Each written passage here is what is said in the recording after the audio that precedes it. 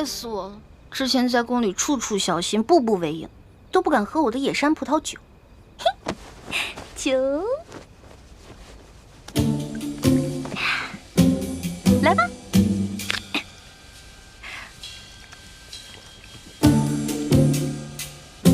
哇，好爽！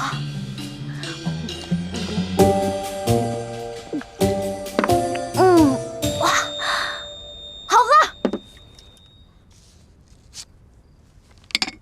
一片春秋带酒浇，江上舟摇，楼上帘照，秋娘独语台娘娇，风又飘飘，雨又潇潇。这个丫头一出宫兴致就这么好。可抛，影自声调，心自相绍。欢妹，欢妹，一把人抛，红了樱桃，绿了芭蕉。红了樱桃，绿了芭蕉。欢妹，欢妹，开门啊，欢妹！热死我了！哇，好热呀！欢妹，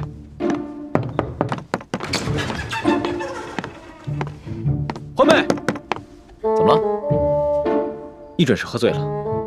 以前就有这样的毛病，喜欢喝酒，偏偏呢酒量又不行，没喝几杯就醉了，一醉就会旁若无人的且歌且舞。肯定啊，是在宫里面憋坏了，这出宫啊就跟撒了欢的马似的。花儿，欢妹，开门啊！花儿，欢妹，花儿，欢妹。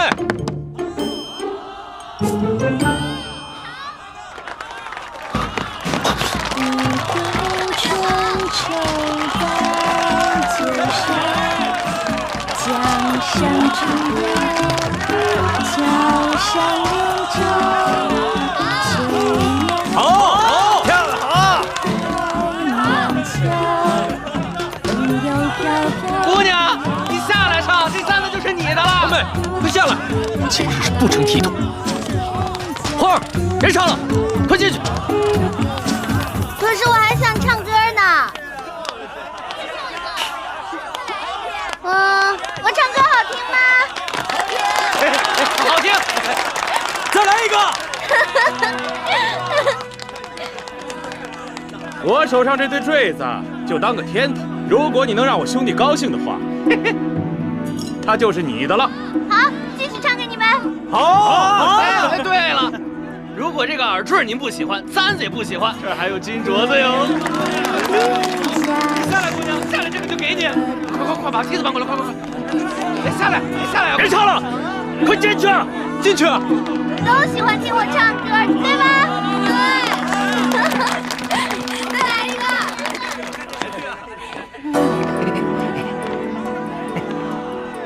来，姑娘，也给你戴上。来，伸出手来。金镯子，我才不要什么金镯子呢！不要。这个不喜欢呐，没事，爷还有杨志毅的镯子呢。欢妹，给我下来！小心，小心，老爷！谁啊？你呀，好大的胆子，敢搅爷的好事儿！你哪儿来的？搅你好事怎么了？啊！你再动我一下，我动你怎么了？找死啊你！啊！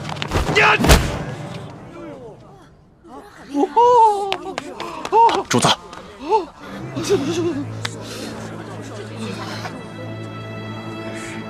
住手！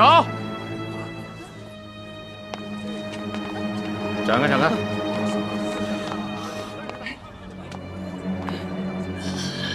怎么回事啊，老杨？这还是个高手呢。吃瘪了吧？啊？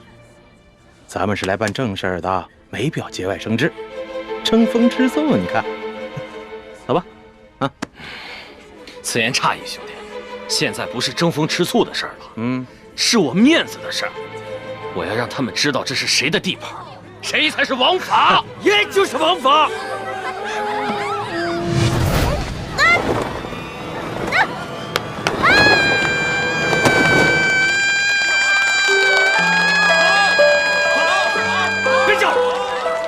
酒醒了之后，看着你，看我怎么罚你。啊！哎呦，公子，公子，多有得罪了。我不知道这姑娘是您的丫头，要不您把她让给我，我给您1000两银子。我出2000两，我出3000两，滚！猪哥哥，猪哥哥，哎，我纳赛，咱们走。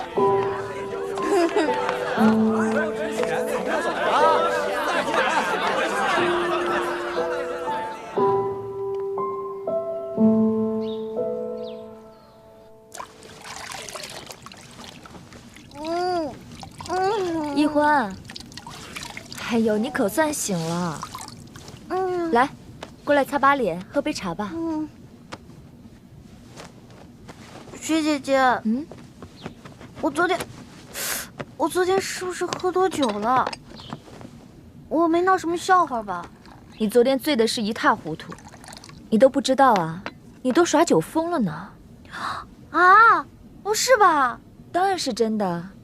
你走出了房间，又唱又跳的，引来了好多人围观，还有人要竞价买你，可把主子跟大师兄气坏了，主子还跟人家打了一架呢。完蛋了！所以啊，你以后别再喝那么多酒了。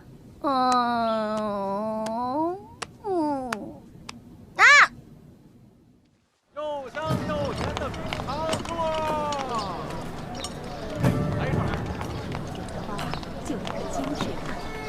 龙小弟，主子，这个喜欢吧？哎，猪哥，您再看看。都不理我找薛姐姐。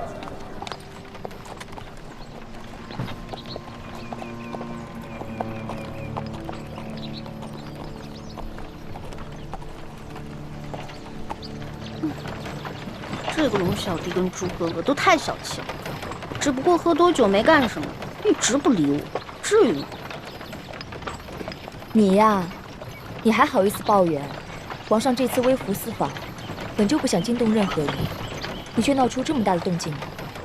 皇上长这么大，大概是第一次为一个女人跟人打架。他是什么身份啊？连尊贵都不顾了，他心里当然气了。至于大师兄，你本就是他从小定亲的未婚妻，他心里肯定更气了。关键是我不知道那个野山葡萄酒后劲儿那么大，哎，喝的时候甜甜的，结果喝下去一会儿脑子就一片空白，什么都不知道。欢儿，你平时任性妄为也就罢了，怎么在这个特殊时刻也不知道检点一下？你知不知道，昨天晚上我们大家有多担心你？万一你醉酒后一不小心泄露了大家的身份怎么办？还好你昨天晚上只是唱歌跳舞耍酒疯，没有说错话，不然这段时间我们所有人的苦心经营全都白费了。哦，欢儿知错了，以后再也不贪杯了。大赛，义父，让他们去把马喂一喂，然后你再安排几个人四周警戒一下。这。啾！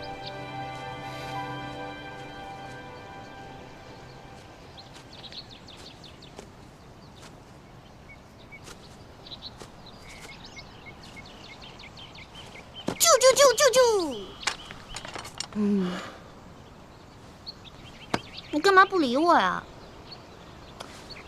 以前是谁说的？无论我做了让你多不开心的事儿，你也不会不开心，也不会不理我的。如果说话不算数的话，那你就是小狗。少来这一套！你不是早就把我们小时候的情谊抛在脑后了吗？猪哥哥，你怎么又说这种话呀？你永远都是我的猪哥哥，我也永远都是你的欢妹妹。行了，你看，笑起来多好看，你刚才那样丑死了。你呀，就知道我心软，好欺负。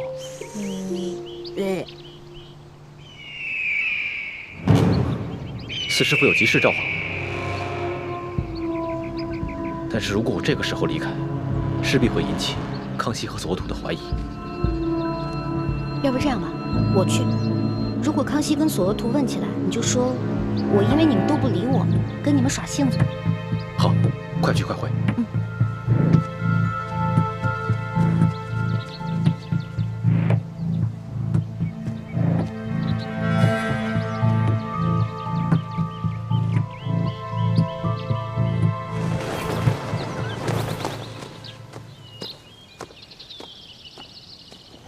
易欢，四师傅，哎呀，我想死你了！有没有小花啊？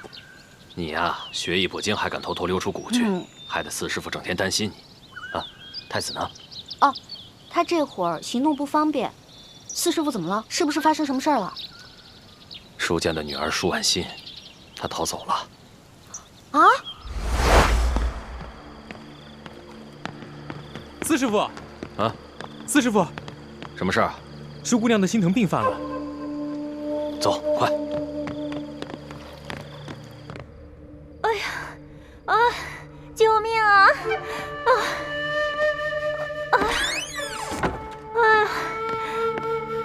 怎么了，舒姑娘？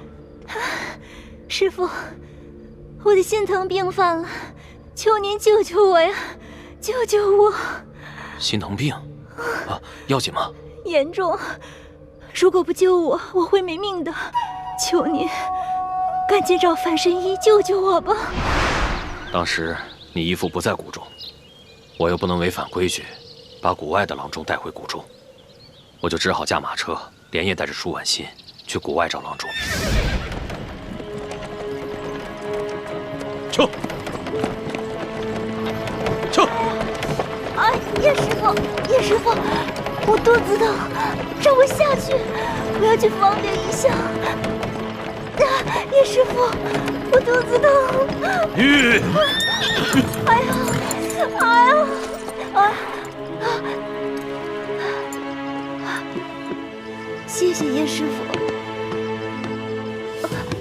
哎呀。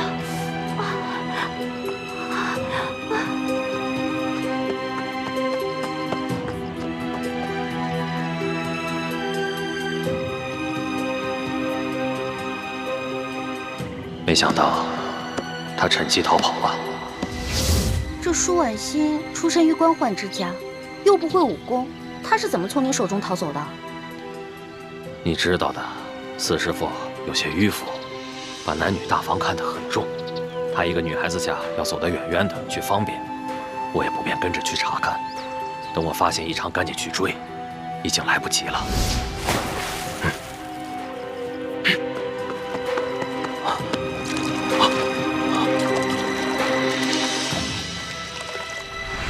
你知道的，你四师傅是旱鸭子，不会游泳。那舒婉心呢？她不会被淹死了吧？她虽然不会武功，但毕竟出身将门，不像普通的官宦人家女子那般娇弱。而且她从小长在江边，水性很好。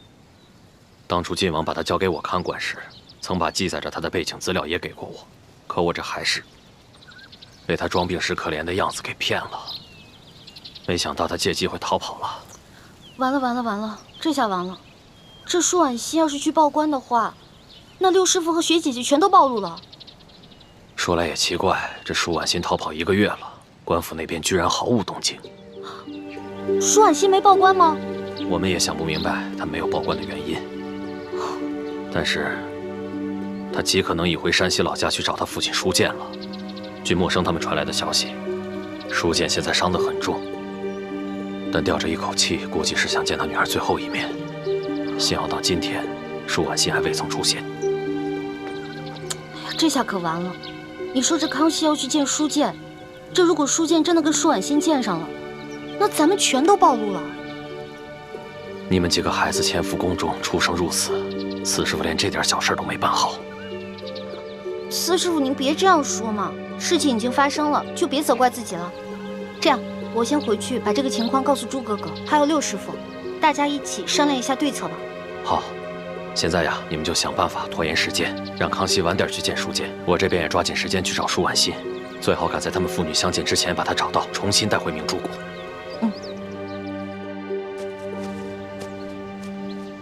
李太医，索大人啊，这舒姑娘怎么不见了？啊，她呀，她看我跟主子都不理她，觉得没趣，就赌气跑了。哼，是吗？那这样的话，我们是不是应该让人去找找他？哎，不用找，这丫头的脾气我了解，她就是故意使个小性子。这会儿啊，不知道在哪个林子里等着我们去找她呢，咱们就偏不去找她。她觉得自己这招不起作用了，自然就回来了。哦，是吗？没想到世树姑娘这么小孩子心性。哎呀，不过这天色不早了，主子又急着赶路，恐怕他这么耽搁时间，主子会不高兴的。这样吧，我们先走，他回来发现我们不在了，自然会跟上来的。那可不行。主子虽然着急赶路，可更担心世树姑娘的安危。如果我们这样把她丢下走了，主子是不会答应的。也是啊。哎呀，你说她这跑哪儿去了呢？哎，对了，师傅，我忘了问你了，我们谷中排查内奸排查的怎么样了？啊，咱这明珠谷中啊，有300多户人家，800多人口，都是大名士逃进谷中避难的。这些人来自5湖4海，身份十分复杂，一时很难查出。其实那个内奸跟我交过几次手，虽然他蒙着面，而且声音也做了变音，但是他的武功套路我感觉很熟悉。你居然和他交手了？就你那3脚猫功夫，也敢去抓内奸呢？哎呀，四师傅，看你的大惊小怪的样子，我这不好好的吗？我有事儿就站不到你面前了。我只是觉得，这个内奸好几次跟我交手都可以杀了我，但他都手下留情，而且他的武功套路我那么熟悉，我有种预感，他一定是谷里的人，说不定还和我们很熟。四师傅，你一定要把这个情况告诉我爹，还有各位师长，大家好好想想谁最有这个可能。好，我一定转告晋王，但你以后千万不要再逞能了。我膝下没有女儿，只有默生一个儿子，在我心里，我一直拿你当亲闺女看待。你若有什么意外，我一定会很伤心的。知道了，知道了，四师傅，你放心吧。虽然我别的武功学的最差，但是我轻功好啊。实在不行，我就先逃命呗。光复大明的大业虽然很重要，但在四师傅心中，你们这些孩子的性命更重要。四师傅，所有的师傅都认为光复大明是最重要的，也只有你了，最疼我们这些小辈。不说了，我得赶紧走了。好。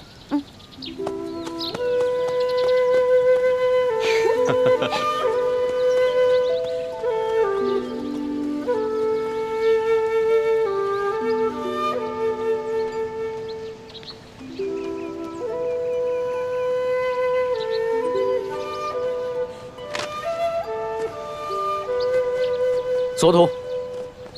啊，主子，叶欢还没回来。是啊，这易欢姑娘还没有回来，我们要不要派人去找一找？不用找了，真是胡闹！我回来了，主子。哎呦，易欢姑娘，主子担心你的安全呢。左大人，这边请。哦，好，主子告退了。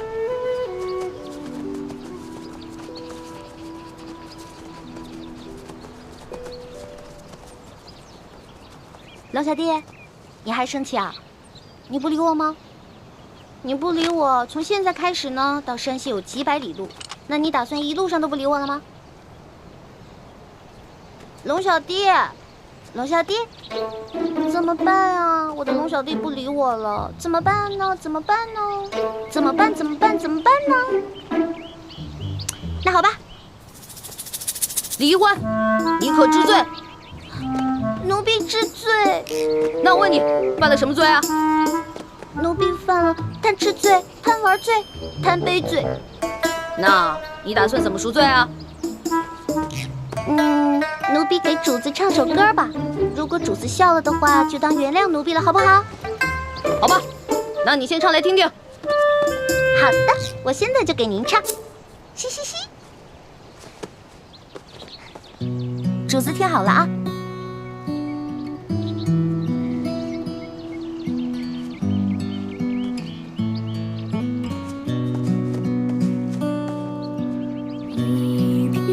春秋待酒浇，江上舟摇。照，秋娘独语台娘娇，风又飘飘，雨又潇潇。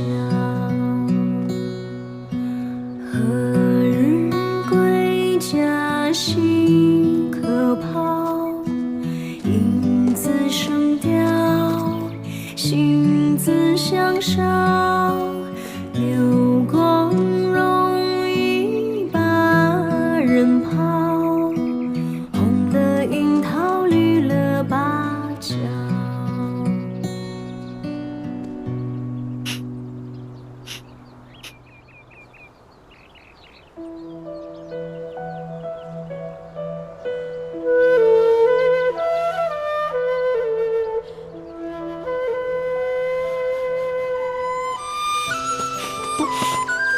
离婚！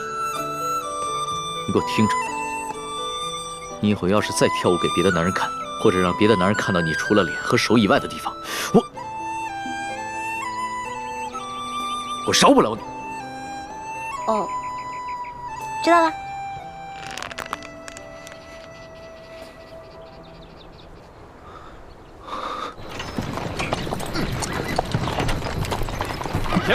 停！干嘛？过来交钱！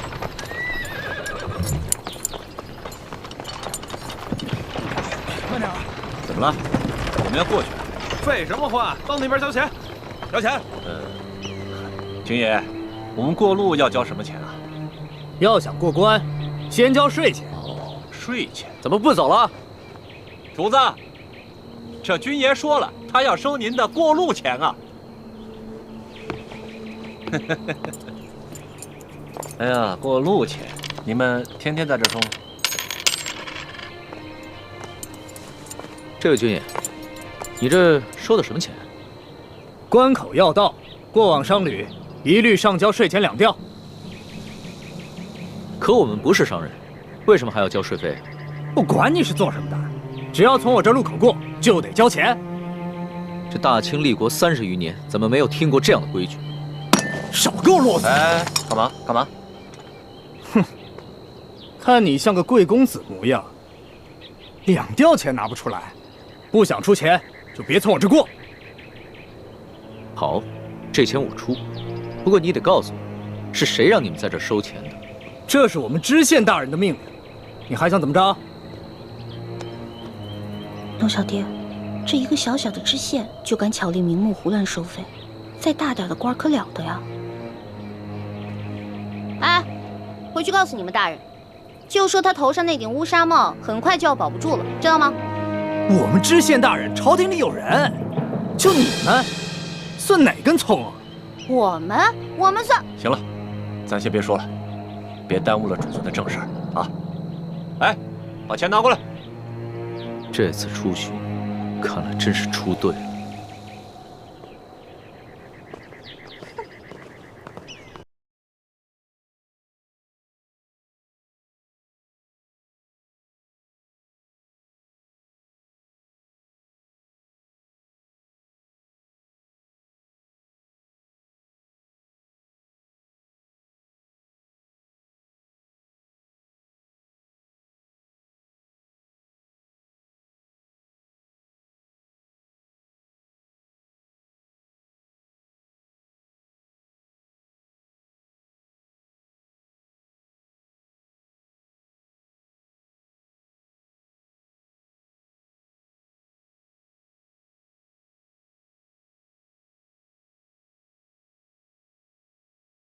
哎，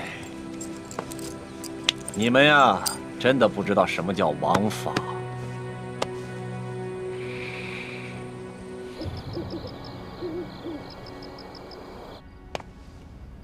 朕自入山西以来，一路所见，民多疾苦，而各地方官各自为政。朕一日行100余里，竟连遇3处关口，巧立名目收取税费。过往商旅都被迫缴纳所谓道路修补款项，贪污之风可见一斑。念及民生之苦，朕实不能寐。老大，都记下来了吗？放心吧，全记下来了。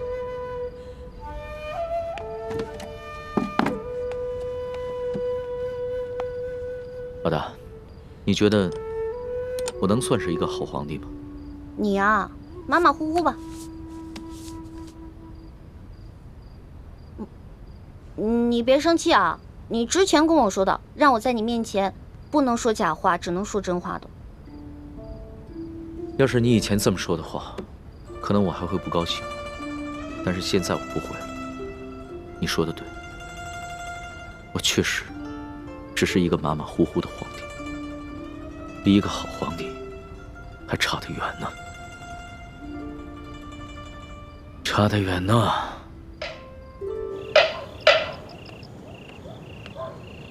天干物燥，小心火烛。天干物燥，小心火烛。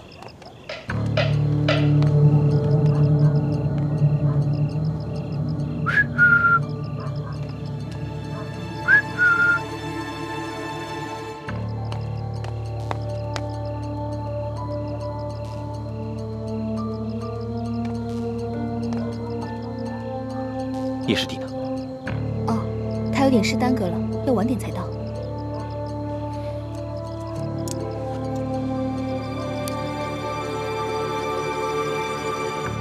这就是那1号金钥匙。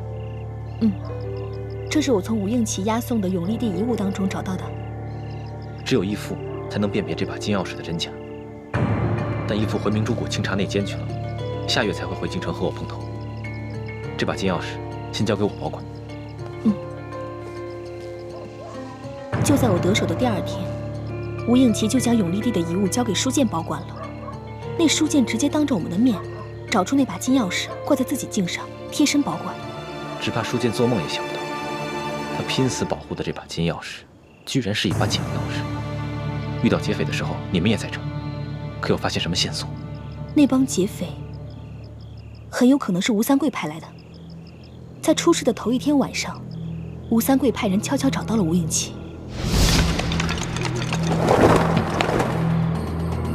父王命你连夜快马赶来，有何急事？王爷问二公子，在永历帝的遗物中可否见过一把金钥匙？有。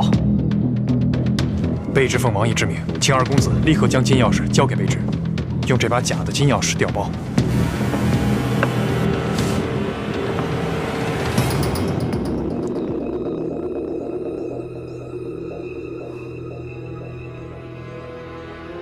太迟了，我所押运的东西，在昨日已经全部交由山西总兵书剑。那书剑一见面，二华秘书就当着我们面，直接把这把金钥匙找出来，贴身收藏。据说他是奉了皇上的密旨，亲自护送这把金钥匙进京，面呈皇上。坏了，没想到我一支快马加鞭，日夜兼程，还是晚了一步。朝廷为何会如此看重这把金钥匙？一开始父王也并不看重。可为何又突然派你索回？卑职也只是奉命行事，别的什么也不知道。二公子若有疑问，待回到滇都之后，亲自问王爷吧。那现在怎么办？来之前，王爷已经做好了各种打算，要卑职无论如何把金钥匙带回去。事到如今，卑职只能假扮盗贼，强行抢回金钥匙。到时候，还请二公子和石将军多多配合。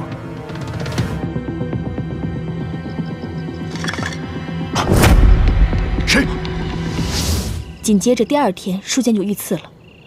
石青红率着手下假作抵抗，我和叶师弟自然也不会真的出力。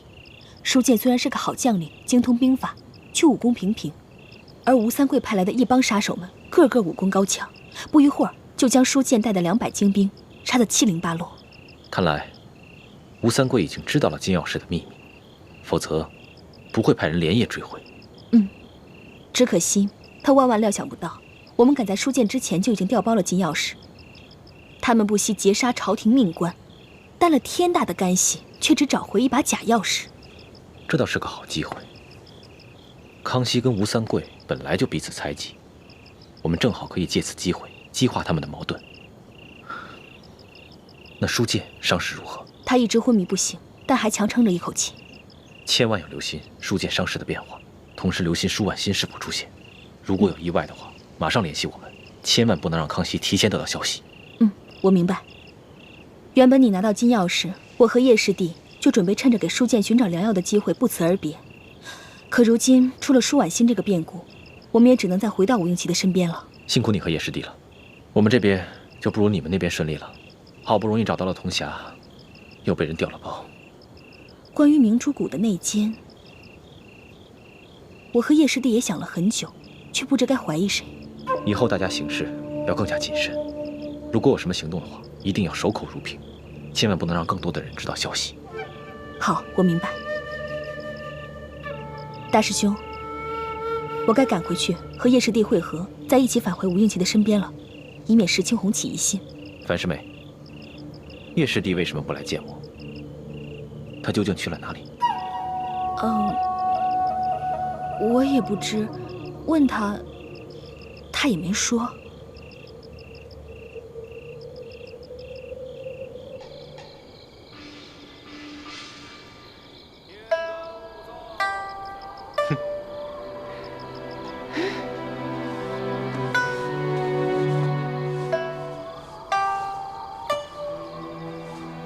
这什么？打开看看。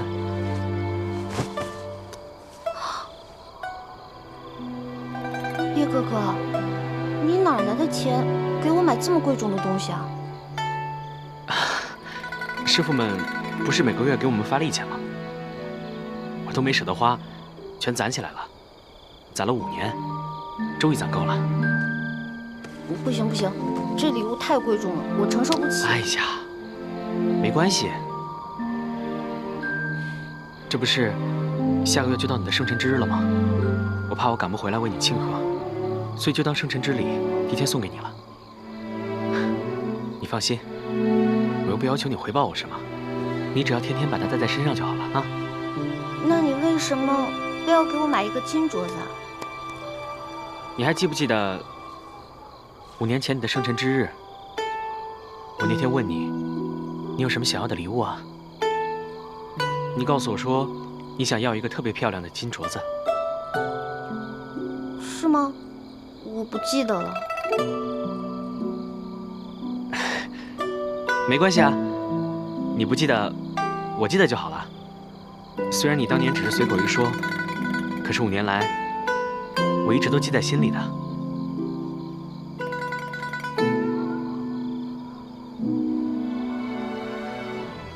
你怎么了？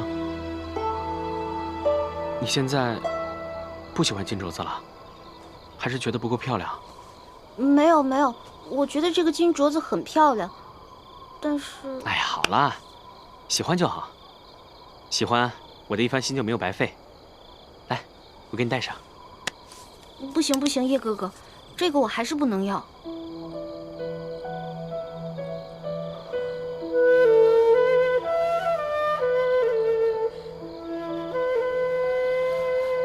我知道，你现在有了康熙这个结拜兄弟，什么都不缺。他随便送你个首饰，就比我送你的金镯子贵重100倍、1000倍。可小师妹，我希望你明白，有些事情不是金钱可以衡量的。不是叶哥哥，我不是这个意思。这个镯子很好看，我也很喜欢，但是你还是把它留着。送给你以后心爱的女孩吧。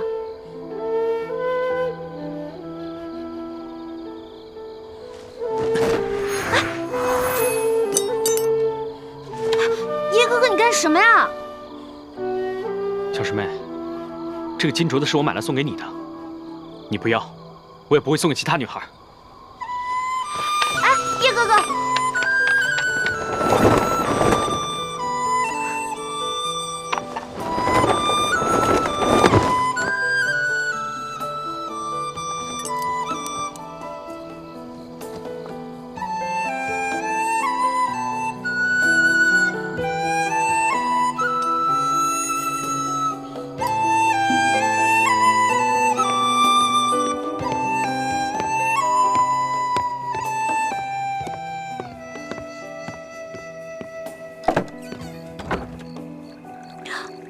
朱哥哥，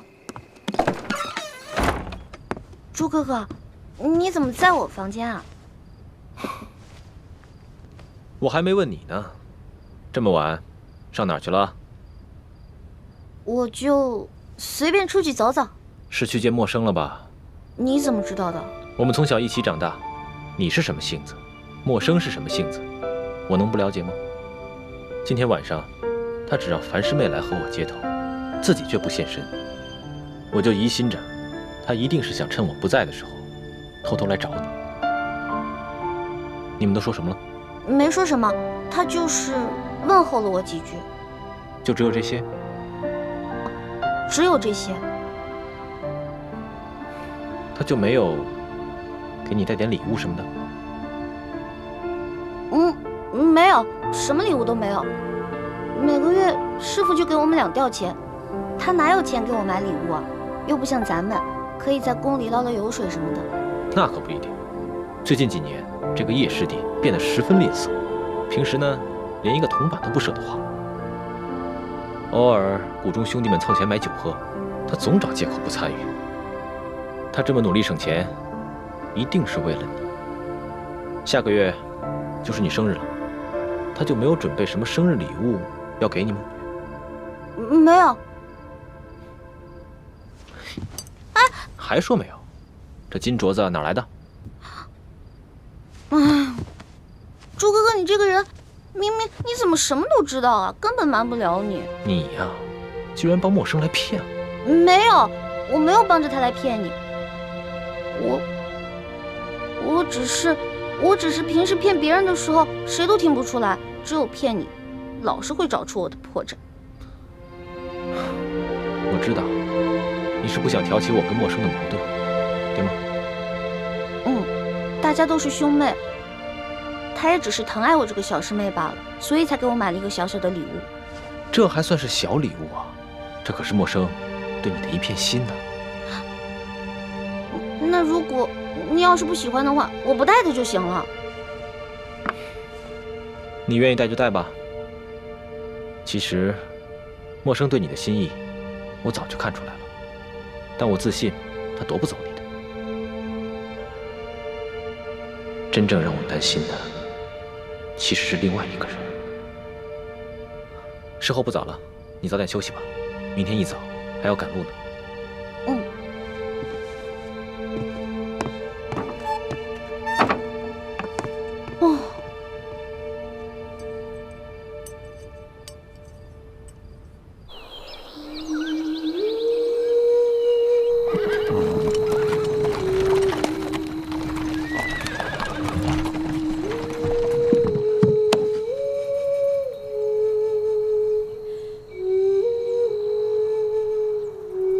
主子，这口井也是干的。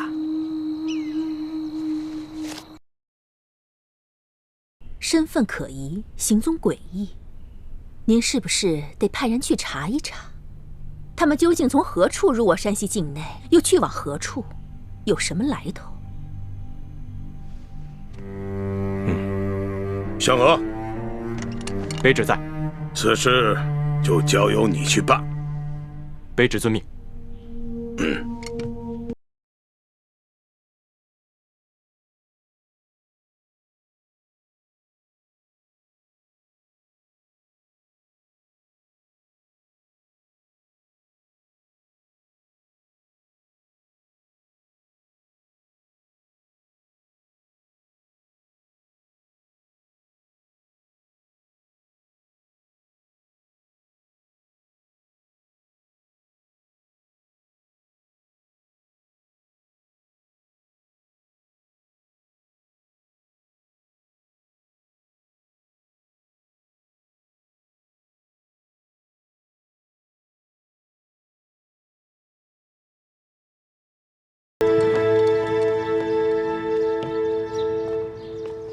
不知可是钦差大人到了？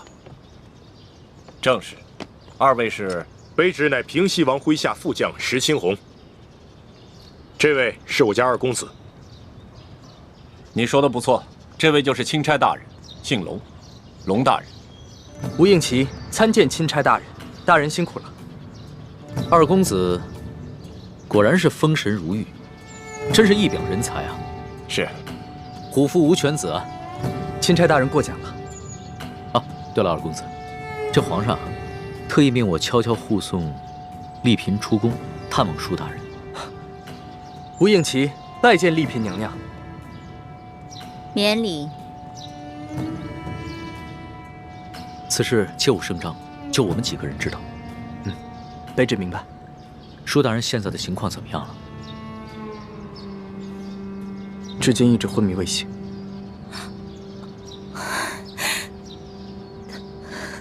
丽嫔娘娘，别伤心了，说不定等会儿舒大人见到娘娘，就会醒过来了。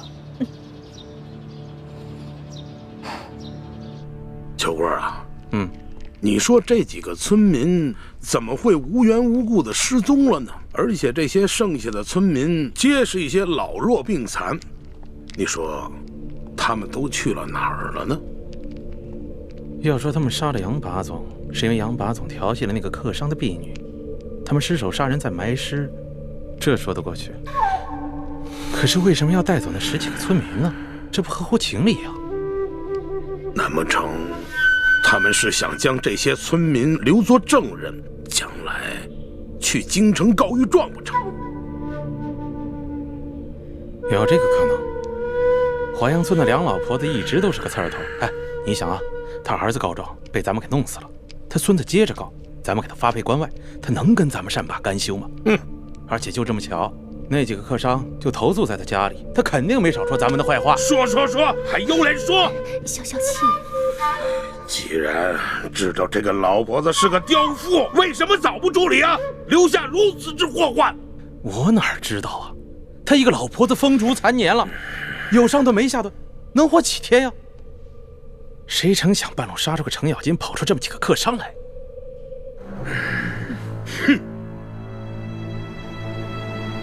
听密报说，这书建前1个月以前曾向皇上上了一道密折，举报我和整个山西官场的官员。当时皇上忙于敖中堂的事情，所以将此密折留中未发。现在敖中堂已经被皇上给捐尽了，看来这皇上可以腾出手来，有时间整顿吏治了。难不成那几个神秘的客商是来自京城的密使？什么意思？什么意思？来干什么来了啊？你慌什么？我告诉你，现在整个山西的官场那就是铁板一块，只要舒建一死，任谁都查不出什么。你说的轻巧，舒建什么时候死啊？他什么时候死？就最后这么一口气，他什么时候咽？他绝活不过今晚。哦。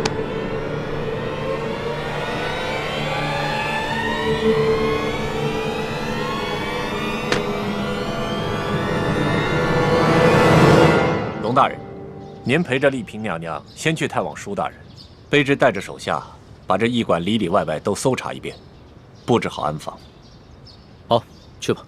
这，走。丽嫔娘娘，龙大人，这边请。娘娘。二公子，刚刚我家老爷醒过来了。当真是皇恩浩荡啊！这丽嫔娘娘和钦差大人一过来，舒大人就醒了。看来真是被本钦差给说对了，舒大人一定是知道丽嫔娘娘要来探望他，激起了他的求生欲望，所以他就醒了。多谢大人吉言，这都是托了皇上的福。二公子，那就请带路吧。是。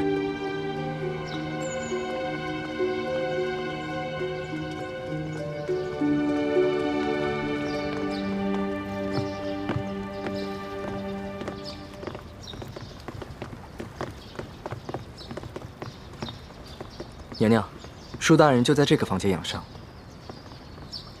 哦，对了，皇上有一封密诏要我单独交给舒大人，有劳二公子先行回避一下。啊，好，那我等告退了。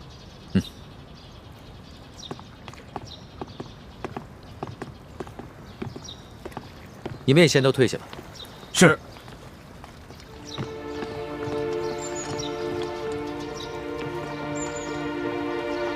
一欢，你们3个就先在门口候着。好，这。婉欣，等会儿见到你爹，一定要控制住自己的情绪，千万不能太过激动或者悲伤，要不然的话，很可能会刺激到你爹。这样的话，他的伤势很可能会更加严重。是，臣妾遵旨。进去吧。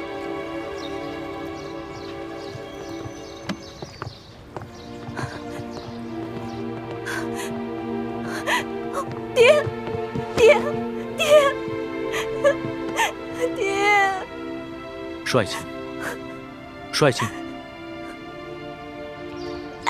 朱哥哥，怎么办啊？你说这书剑会不会认出徐姐姐是假冒的？谁也没想到书剑还能醒过来。事到如今，只能随机应变了。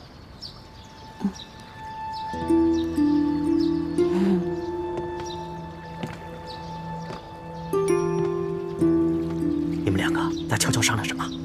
什么都没说。我明明看见你们两个在悄悄商。你们一定有企图，我可告诉你们，我在这宫里30多年，好不容易才有今天。你们两个可不能让我连紫禁城都回不了。叔父放心，我保证，你跟康熙都能平安回京。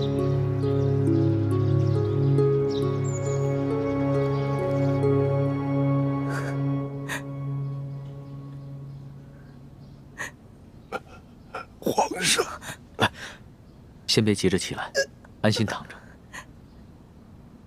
帅卿，不仅朕来看你了，你看看，还有谁一起来了？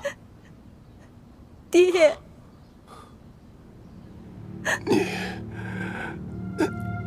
你是？我是婉心啊。婉心，你怎么还戴着面纱呀？啊，臣妾有喜有忧，都糊涂了。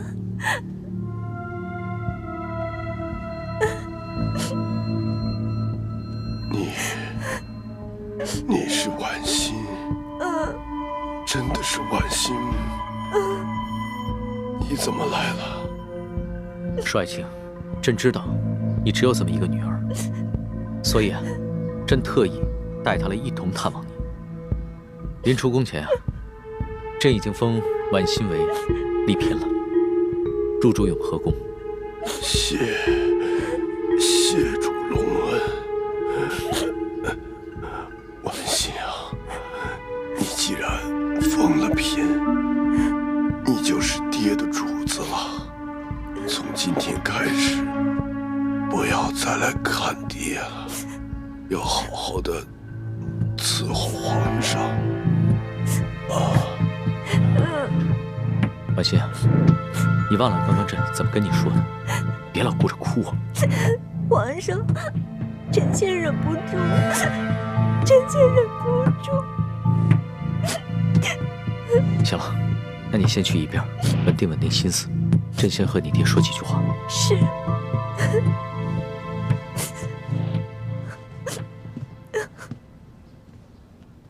帅卿，朕这一次千里迢迢赶来，一是为了核实你密奏中的几件大事，第二是为了亲自调查你御赐，你到底是被谁所赐？为什么他们要行刺于你？他们是不是因为知道你给朕上了密奏，想要灭口？不是灭口，是想要金钥匙。此刻身手非凡，绝非普通劫匪，是臣拼死保护金钥匙，才被打成了重伤。那你这么说的话，凶手应该已经知道了金钥匙的秘密。你能不能认得出来，他们的身手到底是出自哪里？不知道，臣只知道，在事发的前一天晚上，平西王府秘密的派了个人来。帅卿，婉心，快倒水来。是。帅卿，帅卿。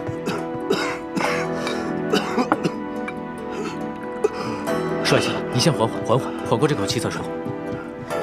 爹，来，喝口水来，小心。再来一口。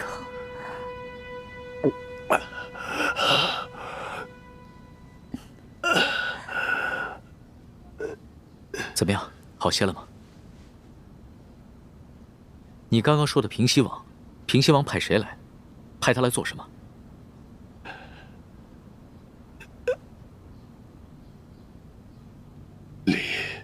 丽嫔娘娘，你怎么瘦了这么多，下巴也变尖了？爹，女儿是思念您啊。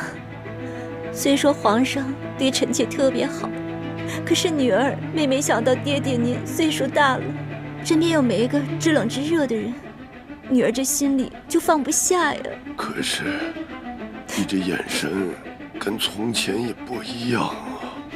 爹，您糊涂了，女儿已进宫数月，哪能跟在家里当姑娘时一样啊？面色怎么也变了？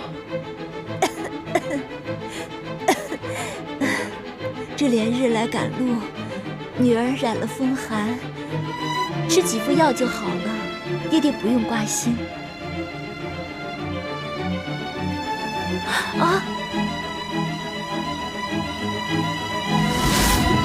爹！帅卿，帅卿，帅卿！李太医，李太医！主子，怎么了？你看看，帅卿晕过去了。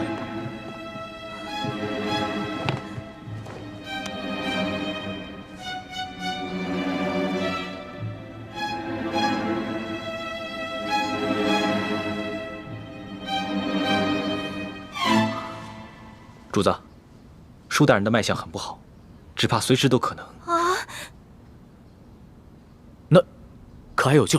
真尽量一试。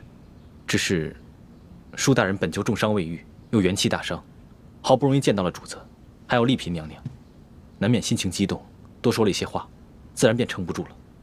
至少3日之内，不宜再让他受到任何的刺激，更不能让他说话，否则再次耗损元神，恐怕就无力回天了。知道了，你先去煎药吧。臣遵旨。丽嫔娘娘，主子，要不然咱们也先出去吧，让舒大人好好在这儿静养一下。李德福，你留在这儿，亲自照顾舒剑。这。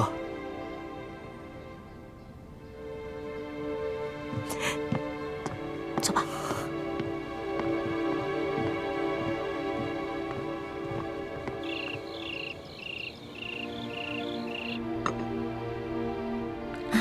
真没想到，这个舒剑受了那么重的伤，居然还能发现我跟舒婉欣的细微不同。多亏我在他的水里下了迷魂药，把舒剑迷晕了。婉欣，快到温水了。是。帅卿，帅卿。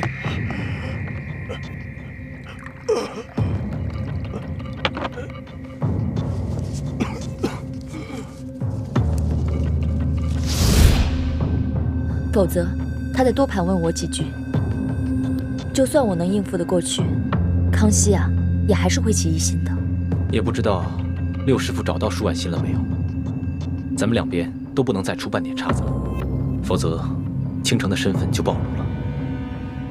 只有我一个人暴露不要紧，万一康熙心思那么缜密，他会想咱们在宫中的点滴细节，就会把你们两个也怀疑上的。舒婉欣就交给六师傅了。至于这个舒剑，不能让他再醒过来了。你们什么意思啊？你要杀了舒剑啊？不行，我不同意。舒剑不同于鳌拜，也不同于刘德昭，在鳌拜权势熏天的时候，他就敢冒死向皇上上密折，为民请命，这样的好官你也要杀呀？我不懂什么国家大事，我也不明白为什么师傅们一直说要光复大明，但我只知道，在这个世上，你们跟师傅是我最亲的人。既然你们说我们是大明的子民，那我就有责任跟你们一起光复大明。可如果光复大明就要滥杀无辜的话，这我坚决不同意。欢妹，你别说了，我不听。如果你要真的杀了舒剑的话，我再也不理你了。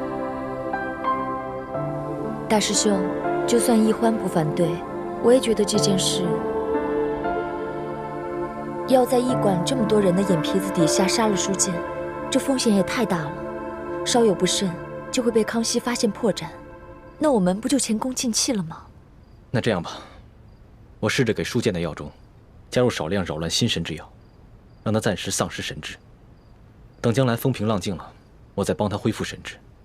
到那个时候，我们也不必将舒婉心软禁在明珠谷了，他们父女也能够团聚了。这个我同意。你看，其实只要我们稍微用点心思，多为其他人考虑考虑，不就有两全其美的办法了吗？只是要让舒剑像鳌拜一样丧失神智，又不让人察觉，这难度比杀了他更大。但是为了不让你失望，我愿意冒险一试。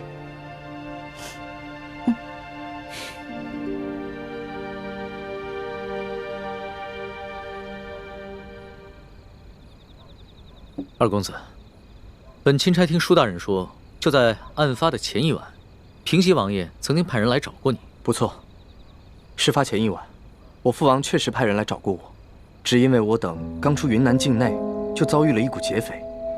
不仅我父王进贡的一些云南特产，还有一些值钱的财物，全都被劫匪给劫走了。哦，我父王十分震怒，所以就派人过来追问详情。我与石副将把情况禀报清楚之后，他们就返回滇都去复命了。怎么了？龙大人有什么疑问吗？啊，没有什么疑问，本钦差不过就是随口问问罢了。不知钦差大人还有别的要问的吗？没事。那卑职先行告退了。好。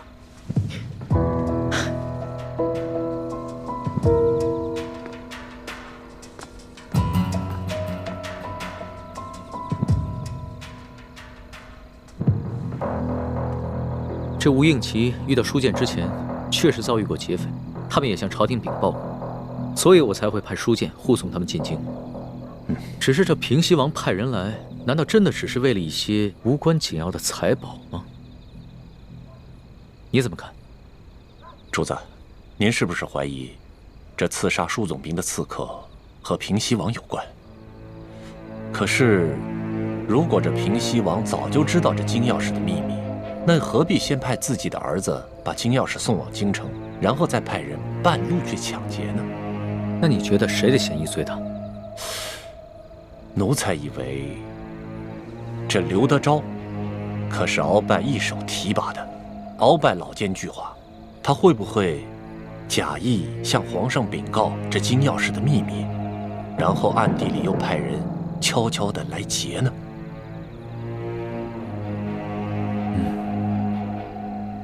主子，主子，舒剑大人他没了。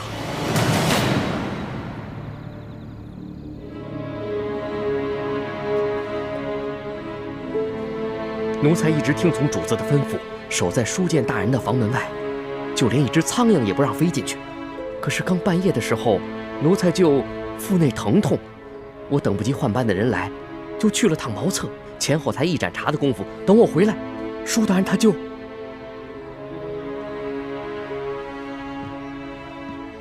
人还是软的，确实刚刚过去。父亲，父亲，父亲！娘娘，娘娘，钦差大人还在旁边呢。爹，父亲。李太医，晚饭之前我还跟你探望过舒剑，当时他的脉象不是一直很平稳吗？当时确实有所好转，只是不知怎么突然就……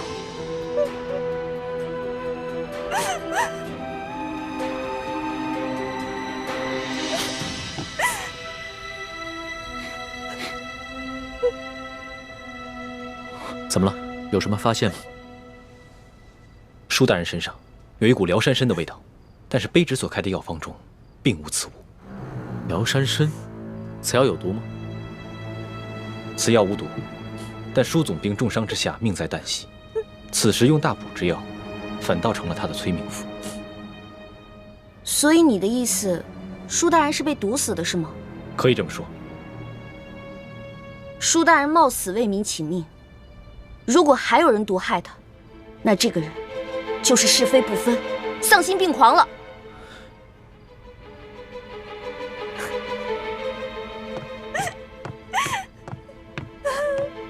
主子，卑职已将这驿馆里的所有人等全部都拘押起来了。好，你先分别询问，只要是有可疑的人，全部都带到大厅来。待会儿我亲自审问。这。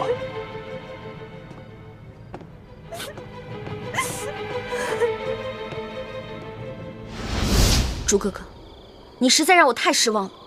欢梅，人不是我杀的。不是你杀的，不是你杀的，是谁杀的？你对我就这么没信心吗？今夜我在叔父的饭菜里放了一些泻药，等他腹痛去了茅房，我正准备悄悄潜入书剑的房间，为他服下迷魂丹，不料我却发现。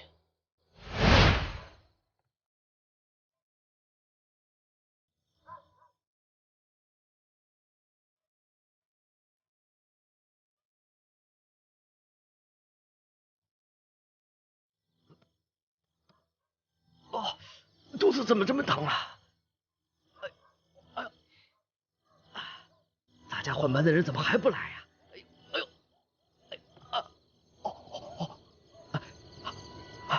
哎呦，算了，我先去吧。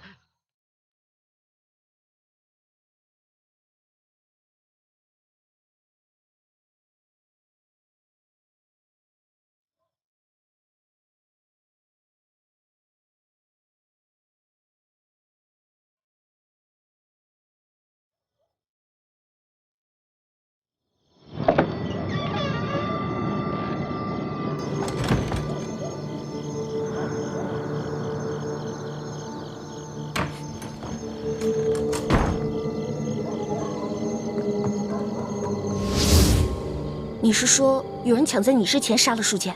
没错，而且那个人我们都认识，是这个驿馆的驿丞。驿丞？驿丞为什么要杀书剑啊？你就这么不相信我？康熙说什么你都信，偏偏我说什么你就不信。不是，朱哥哥，你先别生气啊。现在听你这么一说，我心里的石头落地了。知道吗？如果你为了光复大明，变成了心狠手辣、不择手段的人，那样我会很难过、很失望的。你放心，光复大明是我一生的责任，我无法逃避，只能全力以赴。但是在我心里，永远把你放在最重要的位置。你的朱哥哥宁愿死，也绝不会让你失望，让你憎恨。朱哥哥，你能不能别这样看着我呀？你跟我说的这些话让我觉得压力特别大。你不要觉得有压力，这是我对你的心。至于你对我的心，都听凭你的意愿，我绝不勉强。你说那个驿丞为什么要杀书剑啊？早不杀晚不杀，偏偏这个时候杀他。我也不知道。康熙已经命索额图挨个审问所有的人。我虽然没有办法出面拆穿驿丞，但这个小小的驿馆早就被索额图所带领的大内侍卫在暗中包围，外人根本无法进入。要想查出在夜间行迹可疑之人，并非难事。糟了，这樊姐姐、叶哥哥还在驿馆当中呢，他们会不会被索额图当成疑凶啊？小师妹，我们没事，放心吧。叶哥哥，没事就好。小师妹，大师兄，我们又见面了。叶师弟，你送给欢妹的金手镯很好看，我替她谢谢你。我本来想让她把那手镯戴上，好歹别辜负了你一片心意，但她自己不愿意戴，所以……叶哥哥，我现在的身份是钦差大臣的丫鬟，所以我身上不能带贵重的东西。不过你放心吧，我把那个金手镯已经好好的收藏起来了。不戴就不戴吧，收好就行了。大师兄，索额图已经找我们问过话了，有吴应奇作保，他也不敢为难我们。那就好。如果不出所料的话，康熙应该很快就会查出是驿丞下的毒。不，真正毒死书剑的不是驿丞。书剑伤情好转，肯定是吴应奇和石青红不愿意看到的。而正巧师姐的房间就在石青红和吴英奇的对面，所以今天晚上我也让师姐多留意一点他们那边的动静。我一直观察着对面的房间，结果发现石青红悄悄从房间溜去。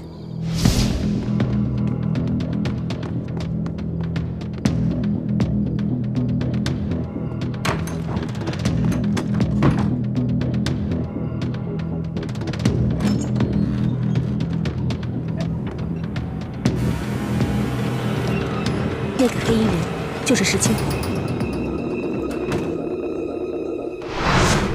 难道今晚潜入书剑房间的，除了我跟奕成，还有石青红？没错。大师兄，我们何不借此机会，调解康熙跟吴三桂之间的矛盾呢？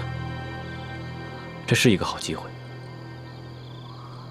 叶师弟，你一向心思缜密，思虑周全，如果你能把所有的心思都用在光复大明的大业上，我相信你爹和师傅们一定会很开心的。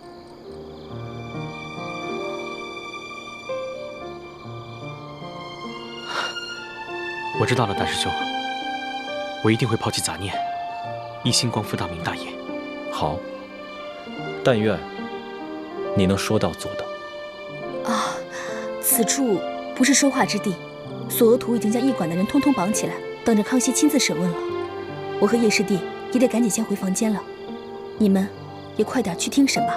好，注意安全。走，注意安全啊！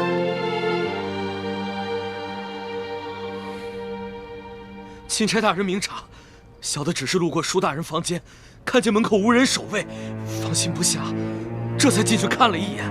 怎么会是小的下药杀了舒大人呢？你还敢狡辩？本官已经问得清清楚楚，李太医开的药方中根本就没有疗山参。药铺的伙计也已经证实，今天下午你确实去买过这种药。驿馆的人也看到你夜晚之时悄悄进过厨房。大人饶命！大人，小的是看着舒大人近日身子虚弱，想帮他进补，小的也不知道这补药居然还会杀人呢。到了现在你还敢抵赖，真的以为本官好欺骗是吧？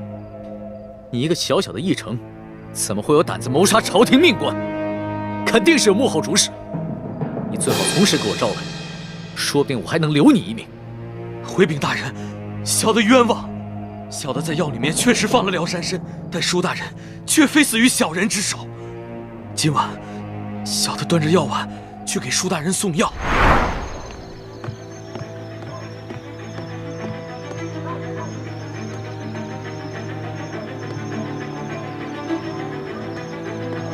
石青红，原来是你！真正的凶手跟小人一样，是用疗山参杀人。小的听见舒大人在临死之前亲口喊出了真凶的名字，就是石青红。混账！你血口喷人！钦差大人，卑职今天晚上一直在二公子房间陪二公子下棋，这一点，二公子可以为卑职作证。不错，钦差大人，今晚石青红一直在我屋里与我对弈，直到听到舒大人身故的消息，我们俩才一起出来。钦差大人，此事非同小可。石青红是卑职的人，此事可是牵涉到平西王府的清誉。我父王历来是效忠朝廷，效忠皇上。我吴应奇也是深受我父王的教诲，对朝廷对皇上，那是忠心不二。还望钦差大人明察。二公子请坐吧，这点本官自有主张。石青红，你既是整晚都与二公子待在一起，那可有别人作证了？房中并无他人。房间既无他人，那谁知道你是不是在包庇他呢？这位姑娘，似乎对吴某有些敌意。休得无礼！这平西王乃是国之栋梁，朝中良臣，不可无端猜测。倒是你奕成，你虽已承认有杀人的动机，可究竟是谁指使你这么干？无人指使，是小的与舒大人有私人恩怨。舒大人官拜三品，你一介小小驿丞，恐怕连给舒大人提鞋都轮不上，何来私人恩怨直说呀？不瞒大人，舒大人曾经因为小事给了小的一马鞭，小的就此怀恨在心。但舒大人确实不是小的杀的，还望大人好好审问石青红。够了！我平西王府与你素昧平生，你为何硬要将这屎盆子扣在我平西王府头上？小的确实亲耳听见舒大人临死的时候说的是你的名字，小人没有撒谎。你石青红，不得鲁莽。钦差大人自有公道。义成，你本就是一个小小的议程，哪有胆子谋害朝廷命官？你最好老老实实的说出你的幕后主使，要不然的话，很可能会罪加一等，连累你的家人。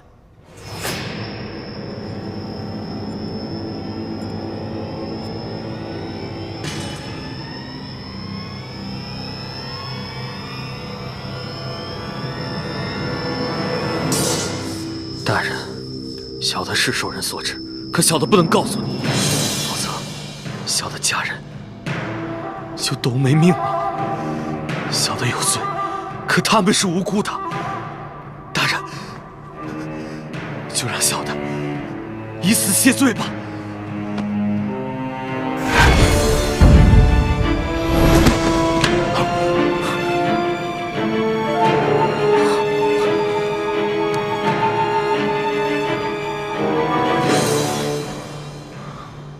他舌下藏了见血封喉的毒药，见势不妙，便咬破蜡丸自尽了。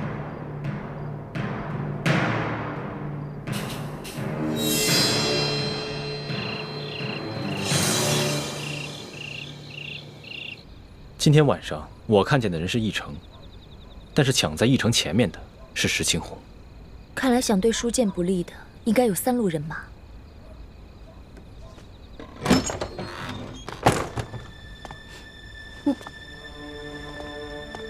主子，李太医也在啊。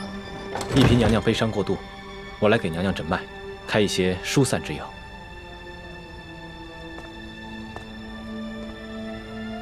婉心啊，你不要太过伤心了。你爹虽然去了，但是我会照顾你一辈子的。至于你爹的后事，你要是有什么想法，就尽管提出来。臣妾是没侥幸，一切但凭主子裁夺。行。那我决定明日一早就护送你爹的灵柩回太原府。虽然这宫里规定，这后宫的嫔妃不能因为娘家的丧事披麻戴孝，但是这是宫外，朕特许你穿素衣，以尽孝道。等回了宫以后，朕再追封你爹为从一品，以慰你爹的在天之灵。谢主子隆恩。哎，龙小弟，你可得为娘娘的爹报仇才是。这个义成说的石青红，可是吴应琪身边的贴身侍卫。小声点，小心隔墙有耳。哦，我也怀疑这个人是吴三桂，只是此人极其奸诈狡猾，很有可能在鳌拜身边埋伏了奸细。说不定他送出金钥匙以后，才知道金钥匙的底细，再派人追回也是极有可能的。只不过吴三桂兵强马壮，雄霸一方，我暂时不想打草惊蛇。哦，怪不得主子要替他敷衍过去呢。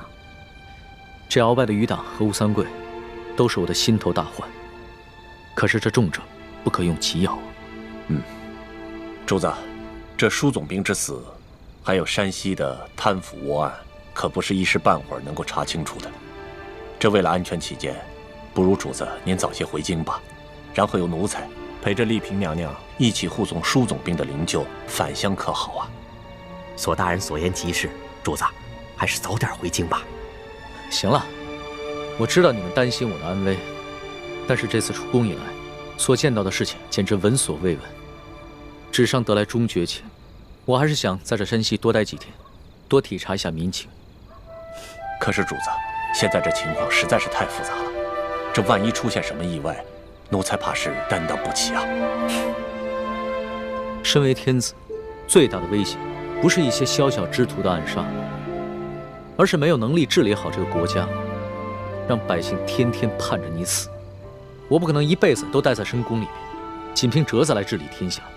虽然在这儿体察民情会冒一些风险，但是既是值得，也是应当。龙小弟，说得好，我支持你。以后无论你做出什么决定，我这个老大都会拼命保护你的。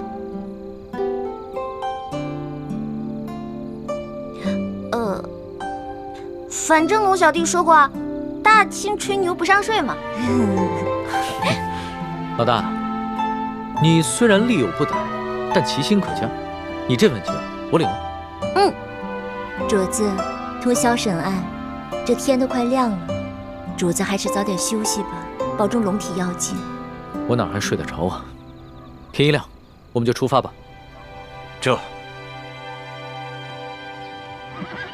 钦差大人，今天一早，石青红就去了那个义成的家，听其邻居讲，就在前几日，巡抚衙门的捕头在其家搜出一箱赃银，目前他的妻儿老小全都入狱了。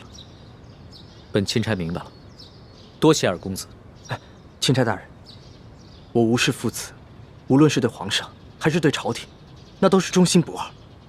还望钦差大人回到宫中，在皇上面前多多美言。那是自然，只不过这未被盗的永历帝遗物，就有劳二公子继续送往京城。咱们就此别过，后会有期。后会有期。大人，请上马。撤！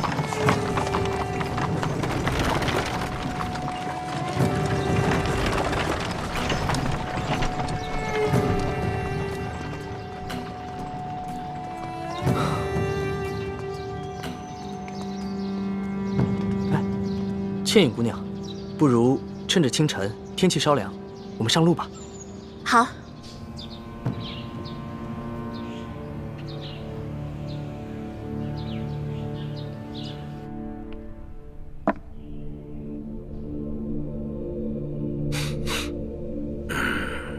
这钦差大人叫龙三，这满朝的官员之中，哪儿来的这号人物啊？这龙大人一行十分低调，一直身着便衣，从不惊动地方官府。一入驿馆，便屏退左右，要与书剑密谈。书剑因伤，未说几句便昏迷过去。义成原想在夜里投毒，结果了书剑，可没想到被平西王府的人抢了先。龙大人不敢得罪平西王，所以就把责任全都推给了义成，逼着他说出幕后的主使。哼，这不是自己给自己找麻烦吗？啊！本来这书剑御赐与我们没有一文钱的关系呀。本想着这次可以除却我这眼中钉，现在可倒好，这屎盆子全都扣到咱们自己脑袋上了。大人，义成知道自己把事情办砸了，怕连累妻儿老小，已经服毒自尽，并未供出大人。我告诉你，若是此事深查的话，那还查不出来这义成的一家老小是咱们抓的。这龙大人一看还不明白，现在急也没什么用了。依我看呢，咱们只能是一口咬定，这义成的妻儿老小是窝藏赃款，咱们是秉公办案，只要不让这个钦差找到证据证明书剑的死跟义成有关，那他就根本奈何不了咱们。但愿吧。但愿这个钦差大臣跟以往是一样的，是一个懂规矩、好说话的。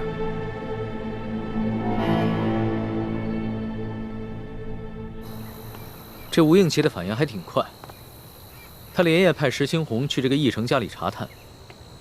据他的意思，这个义成应该是受了山西巡抚刘德昭的胁迫，所以才会铤而走险，毒害书剑。